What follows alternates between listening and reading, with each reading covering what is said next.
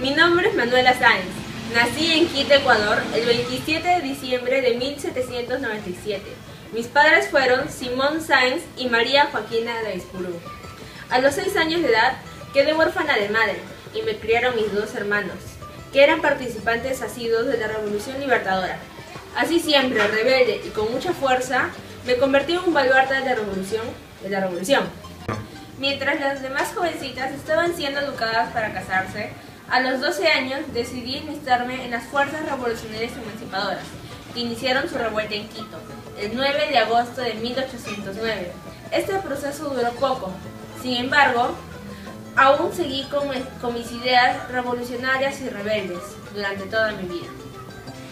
En 1814, a los 17 años de edad, fui enviada a un convento en Quito para que me educaran como todas las señoritas de ahí. En 1818 contraje matrimonio con el inglés James Storm, que era mucho mayor que yo, pero muy adinerado. Fui a vivir a Lima entre 1819 y 1820, ya que él estaba muy enamorado de mí. El 28 de julio de 1821 estuve presente a la independencia del Perú. Debido a mi valor, fui nombrada Caballero de la Orden del Sol.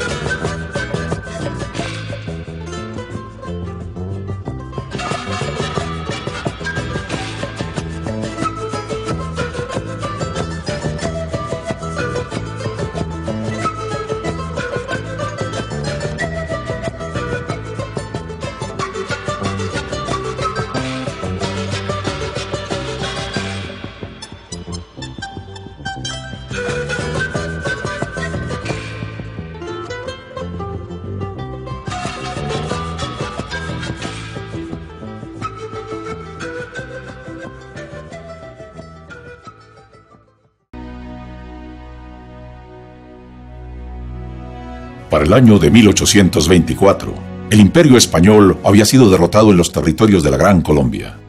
Más hacia el sur, en la Pampa de la Quinua, en Ayacucho, en el último bastión del Imperio Español, el virrey José de la Serna reunió a más de 9.000 hombres en el ejército más grande que jamás se haya visto hasta ese año en Sudamérica. Contaba con 3 divisiones de infantería, comandadas por el teniente general Jerónimo Valdés, el mariscal de campo Juan Antonio Monet y el mariscal de campo Alejandro González Villalobos.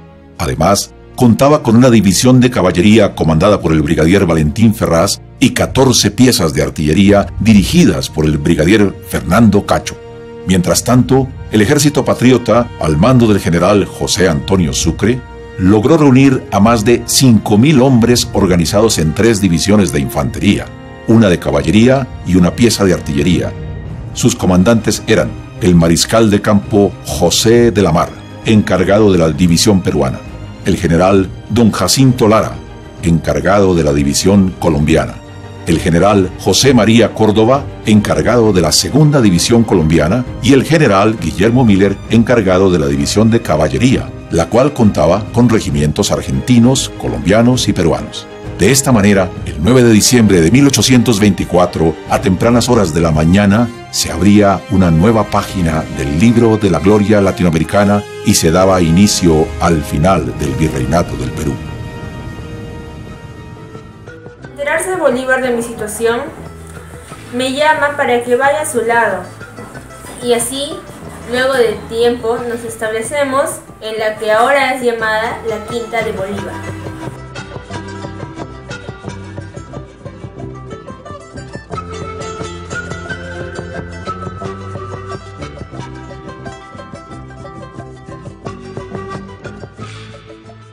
A intentar asesinarlo.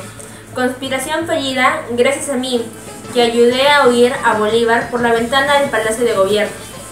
Es a partir de ese momento que me llaman la Libertadora del Libertador, apelativo que me puso Bolívar.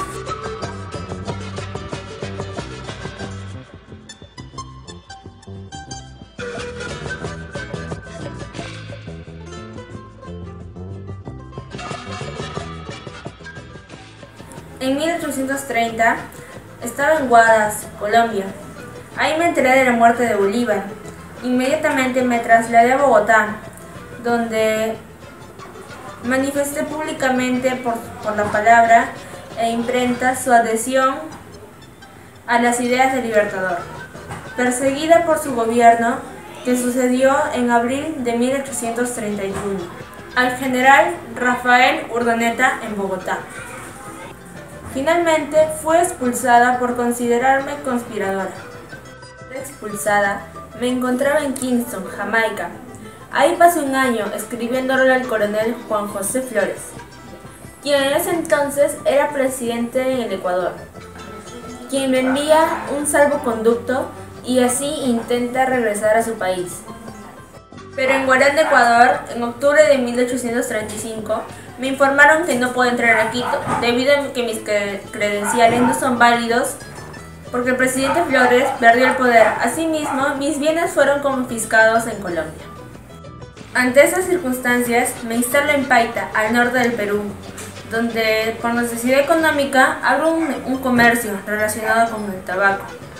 El 19 de junio de 1847, mi marido fue asesinado en Pativilca, donde en su testamento le daba los 8.000 pesos de la dote de los intereses.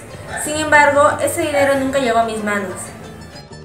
Durante los últimos años de mi vida, fui visitada en el puerto de Paita por personajes tales como Herman Melville, Simón Rodríguez y Giuseppe Garibaldi.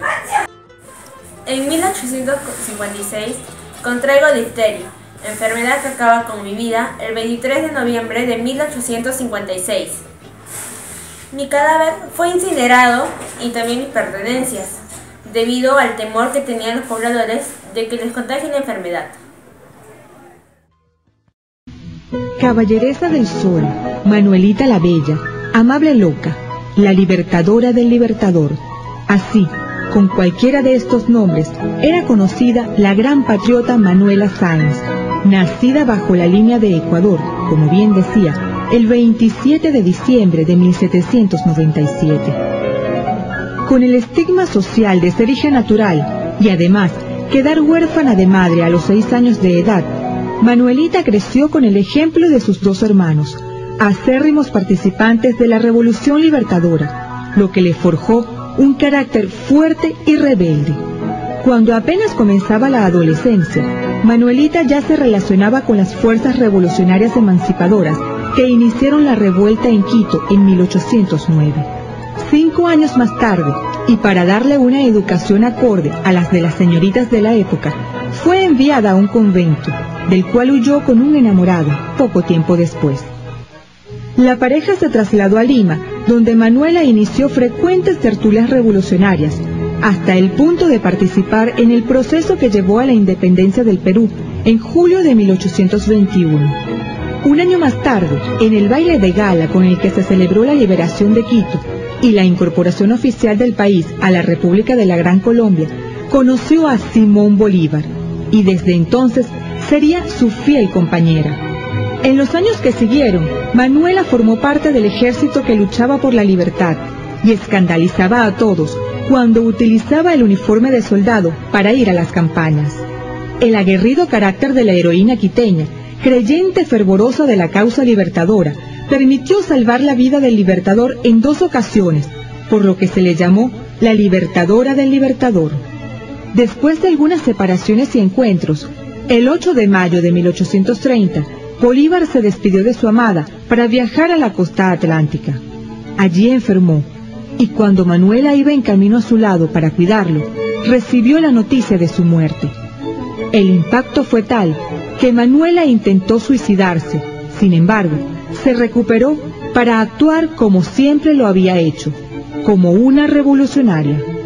Expulsada primero de la Nueva Granada y luego del gobierno ecuatoriano, se instaló en el puerto de Paita, Perú, donde vivió los siguientes 21 años, en medio de duras condiciones económicas. Así, pobre y en el exilio, ya por decisión propia, inválida y enferma de difteria, el 23 de noviembre de 1856 murió Manuela Sáenz, la guerrera, la patriota, la libertadora del Libertador.